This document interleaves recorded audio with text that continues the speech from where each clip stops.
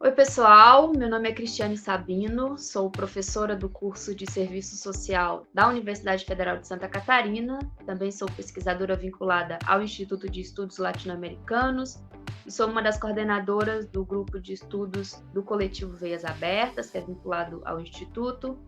Estou aqui hoje para conversar um pouco com vocês sobre a questão agrária, né? Então, a gente pensar como o direito, né, se relaciona com a questão agrária, eu acho que pressupõe a gente voltar um pouco e pensar sobre o próprio debate da questão agrária, né? Então, qual que é a atualidade da questão agrária no Brasil hoje, né? Quando a gente vê toda a propaganda de um alto desenvolvimento industrial no campo, né, apresentada aí pela ideologia do agronegócio, né, como sendo o suprassumo da modernização e do desenvolvimento, né, com uma centralidade muito grande no urbano industrial, né, com cada vez menos populações do campo. Muita gente pode pensar, né, não tem hoje uma centralidade na questão agrária, né, mas eu acho que a gente precisa ir um pouquinho além dessa aparência, né, de desenvolvimento e fazer esse exercício, né, de questionar um pouco sobre o que é a questão agrária, né? Então, se a gente pensar a questão agrária, né, desde uma perspectiva da crítica da economia política, mas também da perspectiva do direito, né, a gente vai ver como no bojo, né, de todas as lutas pela terra, das próprias violações de direitos humanos e de todas as questões, né, no que tange a desigualdade no Brasil, a gente vai ter o tema da terra, né? Então, o tema da desigualdade, seja na posse, seja na propriedade da terra e todas as consequências disso, né, para a nossa sociedade, é algo que não só é atual, né, como é urgente que a gente se desdobre na investigação e no entendimento desse processo. Então, eu penso que, por isso, né, o tema da questão agrária também é relevante de ser algo investigado, algo estudado no campo do direito, né? Evidentemente, não só do direito, mas com certeza também, né, é importante para quem está nessa área, né, tão importante do nosso campo científico se desdobrar sobre esse tema, né? Então, acho que pensar a questão agrária nas diferentes áreas, né, da ciência é pensar a questão da terra e como ela está vinculada a todos os nossos processos e problemas econômicos, políticos, culturais, e isso é de grande relevância para qualquer pessoa, para qualquer área, para qualquer sujeito que queira pensar, né, a nossa sociedade, as nossas questões numa perspectiva mais ampla. O tema da questão agrária, ele vai se desdobrar em muitas problemáticas de pesquisa, né? Ele é um tema muito amplo porque ele diz respeito a toda uma estrutura de reprodução social, né? É importante a gente assinalar como a questão agrária, ela é inerente, né, ao modo como se reproduz o próprio capital, a própria sociedade capitalista, mas ela vai ter uma dimensão muito particular e muito expressiva, muito aprofundada nos países latino-americanos, né, e no Brasil de maneira bem específica, né? Então, é um tema que pode ser estudado numa perspectiva histórica, que pode ser estudado, né, a partir dos elementos contemporâneos, mas que precisa ser, né, analisado sempre numa perspectiva de totalidade, né? Então, se a gente pensar todo o marco da questão agrária no Brasil, a gente tem desde a invasão colonial, né, passando pela lei de terras, que vai ratificar no campo, né, da jurisprudência, no campo do direito, a desigualdade de terras, né, a desigualdade na propriedade de terras, à medida em que vai transformar a terra em mercadoria passível de ser acessada apenas a partir, né, de um processo de compra e venda, e isso vai se desdobrar em inúmeros aspectos, né? Então, acho que para quem está, né, no campo do direito e principalmente para quem deseja fazer, né, essa investigação pode ir tanto no sentido, né, de entender o direito fundiário, de entender sua Constituição, ou, né, de entender os processos de luta pela terra, os conflitos no campo. Mas eu acho muito interessante a gente pensar o tema da violência, o tema da violação dos direitos humanos, né, e fazê-lo conectado de maneira bem estreita com a questão agrária, né? Porque na realidade brasileira a gente vai ver como essas desigualdades e essas violações passam muito pelo tema da terra. E aí vou só fazer um parêntese, que pensar o tema da terra e o tema da questão agrária não é pensar só uma realidade do campo, né? É pensar campo e cidade. Quando a gente fala da questão agrária, a gente também está falando do processo de ocupações urbanas, né? Ou de como o êxodo rural ele vai resultar, né, no inchaço das cidades, na criação das periferias, né? E de todas as disputas pelo território que passam, né? E que são resultado desse processo de expulsão da população do campo, mas, sobretudo, né, e em última instância, resultado da propriedade monopolista, né, e privada da terra. Então, é impossível a gente pensar o tema da terra e da questão agrária sem remeter também a todas essas lutas, né? E o Brasil é um país onde o assassinato de lideranças indígenas, quilombolas, camponesas, né? Elas têm como centro a disputa pela terra, né? Então é um processo contínuo de violência e de extermínio dessa população que vai ter a disputa pela terra como centro, né? E aí, pensando os desdobramentos temáticos que podem vir, se a gente pensa o tema da fome, né, da ausência de soberania alimentar, o tema da própria superexploração, ou num outro campo, né, vinculado à destruição do meio ambiente, né, o comprometimento do futuro das próximas gerações com o domínio sobre os recursos energéticos e genéticos pelo grande capital, né, particularmente pelo grande capital estrangeiro, enfim, a destruição econômica conduzida pelo agronegócio, né, que vai drenar recursos públicos, que vai fazer com que haja um aumento da dívida pública do país, né, e quando, a gente sabe que quando aumenta a dívida pública, isso incide necessariamente sobre os cortes de gastos e os ajustes que a gente, né, presencia de maneira absurda, né, na contemporaneidade, nos dias atuais.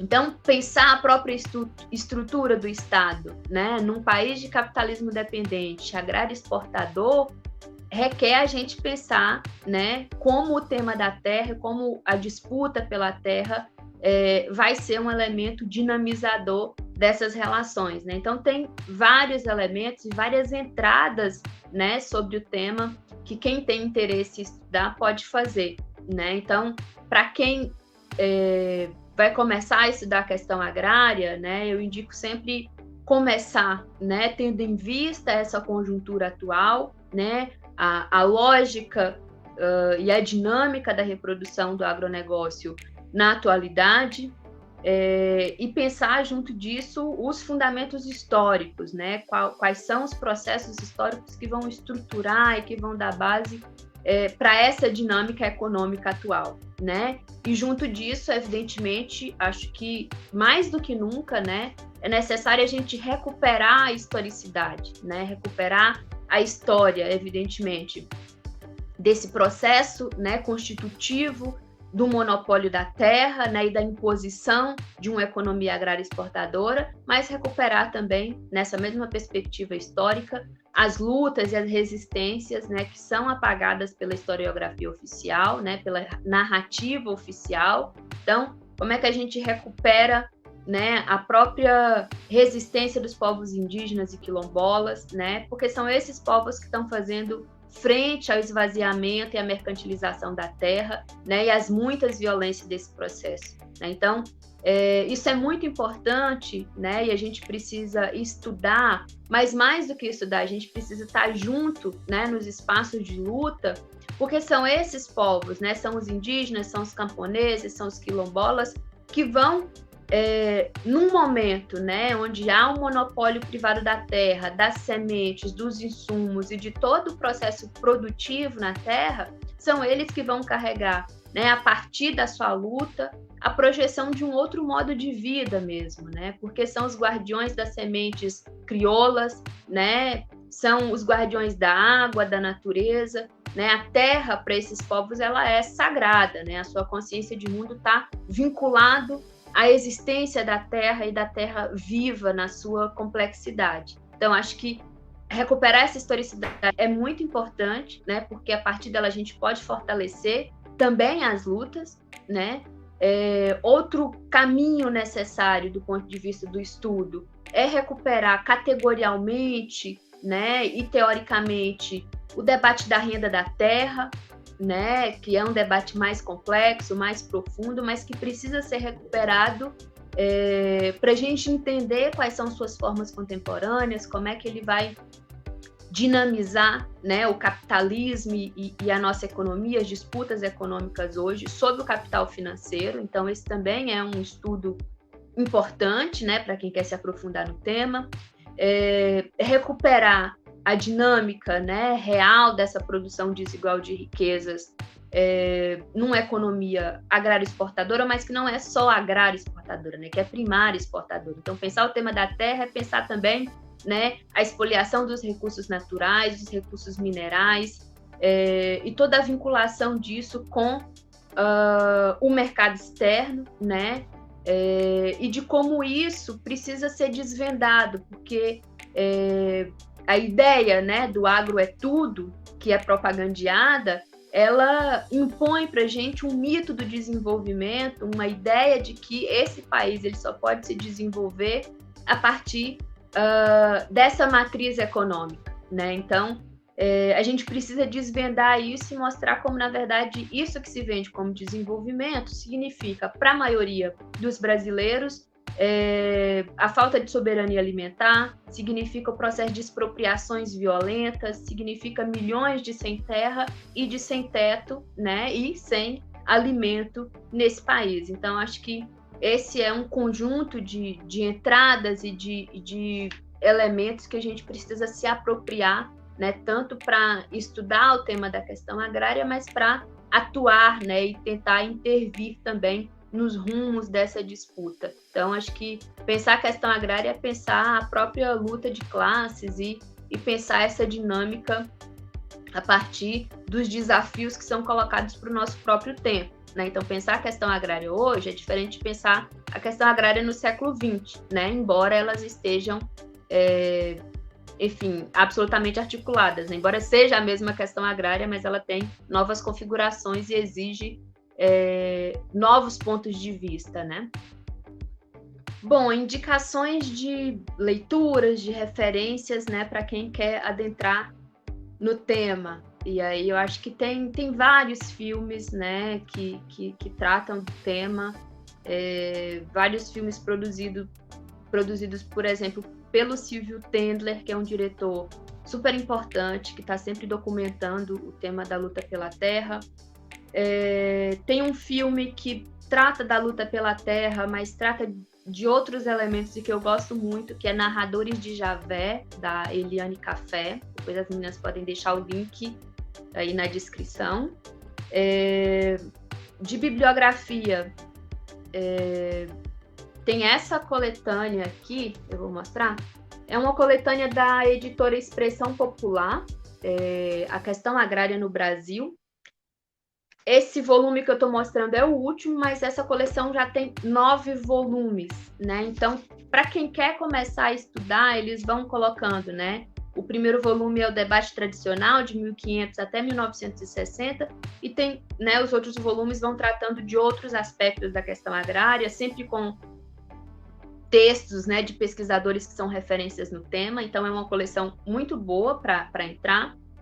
Tem um texto do José Graziano da Silva, que é um texto básico, de biblioteca básica, que se chama O que é Questão Agrária. Então, para quem não sabe nada sobre questão agrária, vale muito a pena pegar esse texto, né? Ele é um texto clássico, já tem bastante tempo que foi publicado, mas ele é muito bom para quem quer introduzir. E tem alguns grupos de pesquisa também que são bem interessantes para a gente acompanhar os dados, acompanhar os elementos, né, da conjuntura. Então tem o NERA, que é o Núcleo de Estudos sobre a Reforma Agrária, é um grupo, salvo engano, da Unesp de São Paulo, né, da Universidade de São Paulo, da Universidade Estadual de São Paulo, desculpem, que tem vários dados e várias pesquisas para quem quer estudar sobre os conflitos no campo, né? A Comissão Pastoral da Terra também tem vários dados sobre os conflitos no campo. Enfim, tem vários outros grupos e núcleos de estudos que valem a pena a gente acompanhar para ir entendendo um pouco a dinâmica, né? Eu vou deixar essas indicações e acho que as meninas devem colocar na descrição, depois eu posso passar também. Olá pessoal, meu nome é Andrei Spinor, eu sou arquiteto e urbanista e pesquisador do POS-ARC, um programa de pós-graduação em arquitetura e urbanismo da UFSC. Há alguns anos eu venho me aprofundando na pesquisa da agricultura familiar e da habitação rural. É um tema ainda pouco explorado dentro das escolas de arquitetura e urbanismo, mas um tema muito necessário, tendo em vista que a agricultura familiar é uma realidade em todas as regiões do Brasil, é a responsável pela produção de 70% dos alimentos consumidos pelos brasileiros e a base da economia de 90% dos municípios com até 20 mil habitantes. Bom, em um espaço agrário, onde a agricultura familiar sempre ocupou um espaço residual, um espaço agrário marcado pela histórica valorização do latifúndio, pela privação das terras e dos meios de produção, investir na habitação, na construção da moradia, é um privilégio para poucos agricultores. A grande maioria dos agricultores precisa investir os seus ganhos na continuidade da produção, se adaptando assim ao desenvolvimento agrícola. E a moradia se torna então um desejo que é deixado de lado, e não menos importante. Nesse sentido é que se faz muito importante a existência de políticas públicas voltadas para a agricultura familiar, não só incentivando, né, os investimentos, o financiamento da produção, o escoamento da produção, mas também a construção da moradia. E é indispensável, ao se falar de políticas públicas, falar do PNHR, o Programa Nacional de Habitação Rural, o qual eu analisei na minha pesquisa no município de Rancho Queimado. O PNHR, criado em 2009 pelo governo federal, permitiu que entre 2009 e 2016, mais de 170 mil famílias construíssem as suas moradias no Brasil. Só em Santa Catarina, 8,84% dos agricultores foram beneficiados com os financiamentos do PNHR, né? Financiamentos quase 100% subsidiados pelo governo federal.